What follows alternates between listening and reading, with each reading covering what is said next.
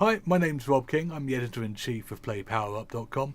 I'm here with Arlie Shaban, and we're going to be talking about his first impressions of PowerUp. So, Arlie, how are you today? I'm doing great, Rob. How are you doing today? I am doing fantastic. So, you've recently joined us as our brand ambassador. How are you enjoying it so far? I'm really enjoying it, to be honest. Diving back into PowerUp has been really fun for me, and it's getting my brain working in a different way. I've been one-track minded with poker for a long time, so it's really fun to add that different dynamic in there. It's mixing it up, something to change up the monotony of poker all day long. So, what are your first impressions of PowerUp? How do you think has it been playing for you?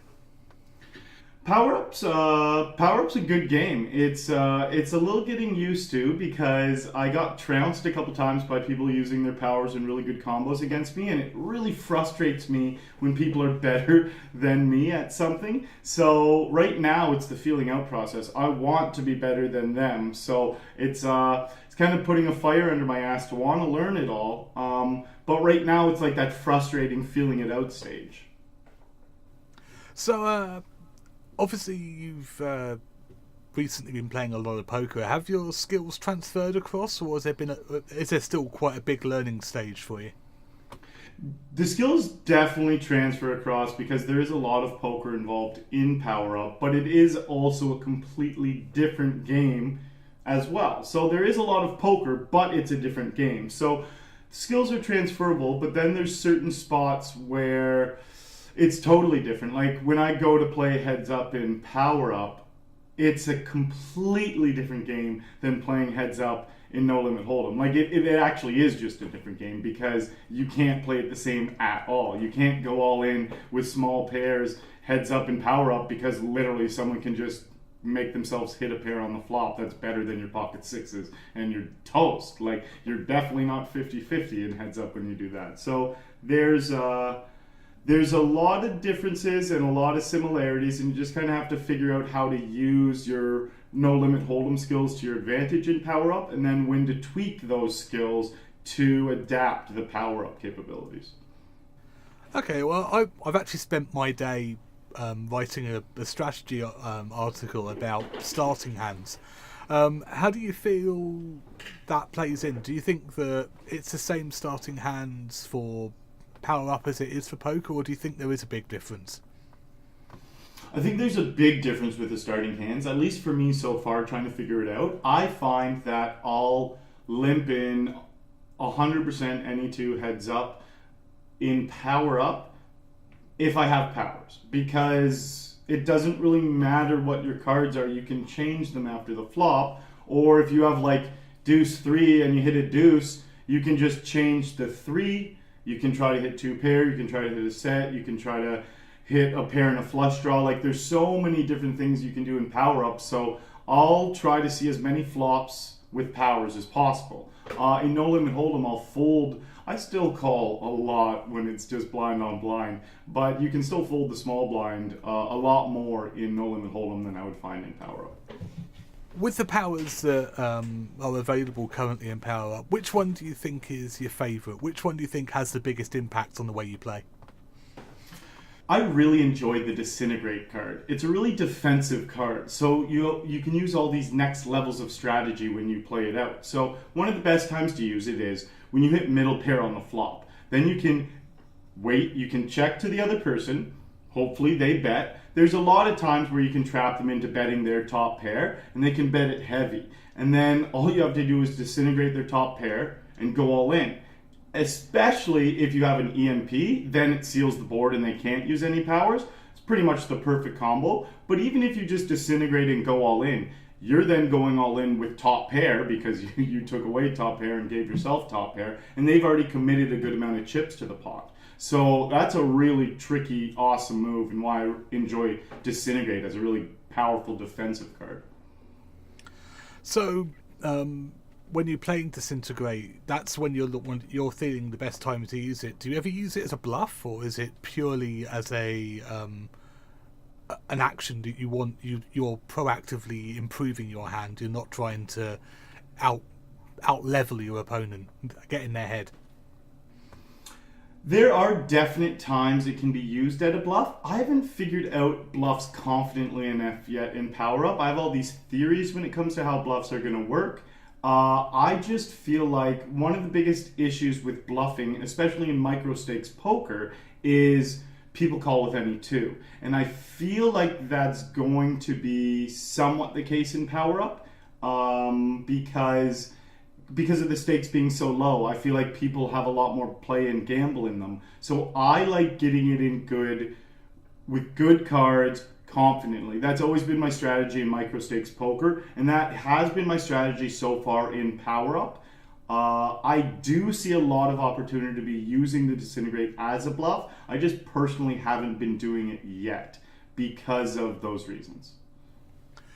Okay, I mean, from my experience, I've been playing PowerUp quite a lot recently, and I've found that Disintegrate is a card that I feel, while it's actually looked down on by quite a lot of other people who look at the game, I think you're right. It has a really good, strong power in protecting your middling pairs, or for taking out a flush or a straight that gets there on a later street. But I think its real power can actually be getting into the head of a player, where you're taking out, say, top pair, making it look like you've got second pair on the board, or you're taking out the flush, making it look like you've got something that's just been beaten by a flush. And I've got a lot of folds doing it that way. I mean, but it's still, as you're saying, it's still very much a proto strategy. I'm not confident enough to say this will win you money, because at the moment I haven't got enough experience in making those plays.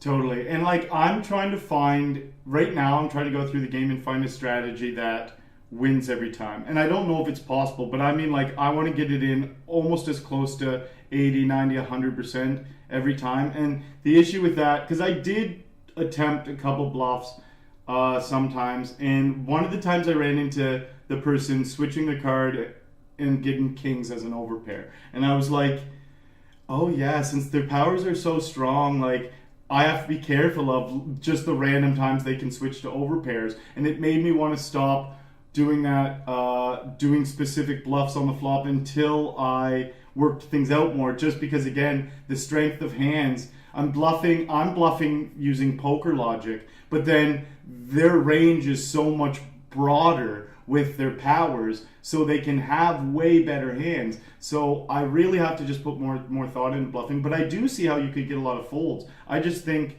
risking chips. I don't risk chips yet in PowerUp. I don't risk them. I pretty much just wait till I put it in good, or I get to the blinds are so high, then I have to. That's kind of where I'm at right now. Yeah, I mean, my coaches over the years have always accused me of suffering from SPS, fancy play syndrome. Yeah, it could be that I'm just overthinking it, but yeah. One of the best things for Disintegrate, though, here's one of the other better. This is probably one of my favorite ways to use it as well. It's when I forget specifically what power they use, but there's certain powers where they can either see the next card coming in the deck or choose the next card coming in the deck, and we can see that they do that. Sometimes when a player does that, they'll bet a lot on that street, knowing they're going to hit the next card. And I always try to have a Disintegrate in my hand. So far, like, every game I've tried to work through as quickly as possible to get one. Just because I feel like if I always have one, and then someone does a move like this, it's like I'll always get them in that spot. They're going to be putting in a lot of money on the flop, and probably the turn as well, and then I'm going to Disintegrate that card. And it either, exactly like was mentioned before, it either made their straight get there, gave them a top pair, something like that, and it ruins their whole plan for that hand on the turn. And they already have so much invested in that hand, pre-flop, flop, and turn, and to get it all ruined by one move, and it's just such a beautiful card. I love the strategic warfare behind the Disintegrate. I mean, it's such a new game that we just don't know the ins and outs. We're lucky enough in this day and age that there have been people working out, after playing millions of hands of poker, that they've worked out, if not the perfect strategy, a very workable, very good strategy that we can then build on. The foundation's there. We're building the foundation in PowerUp, to be honest. It's really interesting learning all of the strategies in PowerUp from the very beginning because you have no clue what to expect. I'm in here trying to figure out all these intense strategies, and then all of a sudden I was in this one game and I thought I knew what was going on in this one hand. I had everything figured out, and then this one guy ended up using an engineer card and then an upgrade on the river. So what he did was he looked at the 3 next cards after the hand was already done, I thought. He looked at the 3 next cards and I just thought he was burning a power. And I'm like, weird that he decided to burn the engineer, but whatever. And then all of a sudden he used an upgrade. And as soon as he hit upgrade, I was like, wait a minute. He just engineered. So he looked at the next 3 cards. He chose one of those 3. So I was like, I thought it was useless. But then he upgraded that card into his hand, gave himself the nut flush, and crushed me in that hand. And I was like, oh my goodness. And everything was revealed to me. I was like, this is exactly how the game works. And the level of strategy that that one player revealed to me by crushing me in that hand intrigued me so much. And now I want to learn all those in-depth combos and be able to just put a hurting on everyone else in the game. Yeah, I think combining powers is where it's going to get really interesting. I mean, most of the time at the moment, I'm still only using 1 power per betting round, basically because we're capped and we've got the energy resource we're limited on. We only have 3 powers to mess around with per hand maximum. I think I'm still learning what powers that I want to cycle and what powers I want to actually keep hold of so that I can build a really strong 3-card deck there to support my hole cards. And it's also knowing which hole cards I want to support and which ones that I want to throw away, because it is a different starting requirement than it is with poker. Yeah, absolutely. It's really interesting trying to figure all those things out. I'm trying to get to a point where I feel like the game's going to be won by all combos. I totally agree. I want to get to a point where I'm almost never using 1 power because I feel like my main strategy now it's just try to build up the strongest hand you can. And I'm not talking about your poker cards. I'm talking about your power-up cards. So try and build up your strongest 3 cards. Get like an engineer, a disintegrate, reload, something like those 3, and get into the higher level of the blinds. So when you use them, you're making damage. Like, you don't want to use a crazy combo of those early in the game unless it's going to do substantial damage to the other opponent. So what I do is I kind of let the first round or 2 go by. I kind of feel out how the other opponents are playing. I try to build up a really strong hand when it comes to the power-up cards that I have and build up energy. And then I try in 2 or 3 big hands just attack my opponents. And it really is make or break for my game because if those hands don't go my way, I'm in a pretty rough shape. But I've been finding most of the times those hands will go my way. And that's my strategy so far.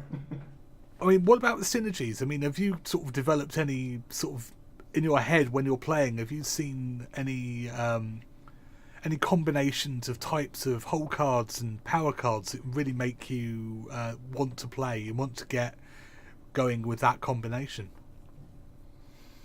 So that's when a lot of Texas Hold'em still comes into play.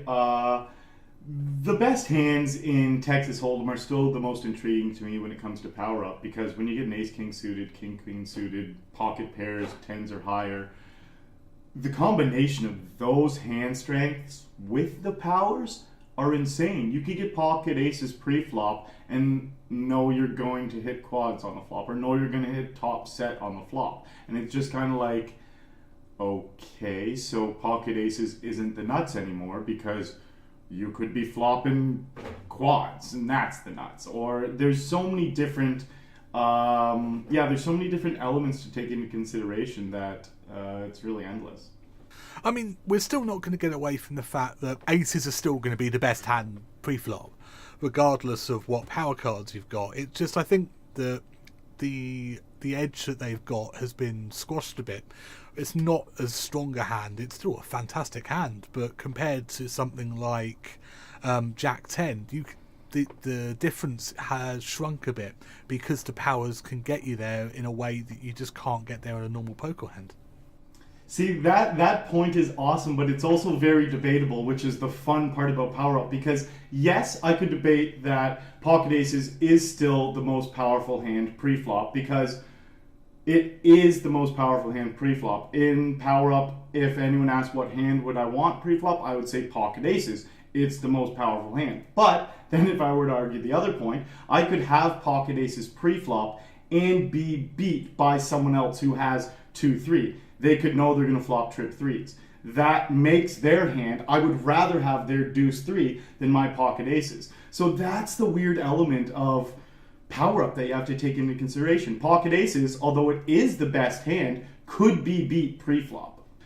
So the main things that I'm going to be looking at to develop my strategy, it's all focused around the powers.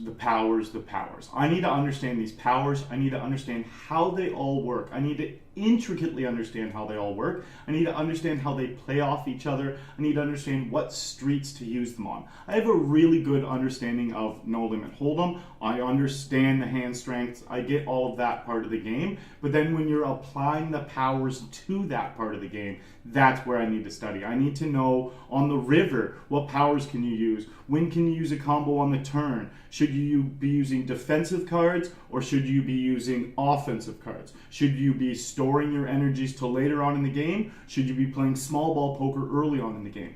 I'm unsure about most of these things. So all those things I need to go through, I need to figure out, and I'm going to come up with my own arsenal that I'm going to unleash on PowerUp.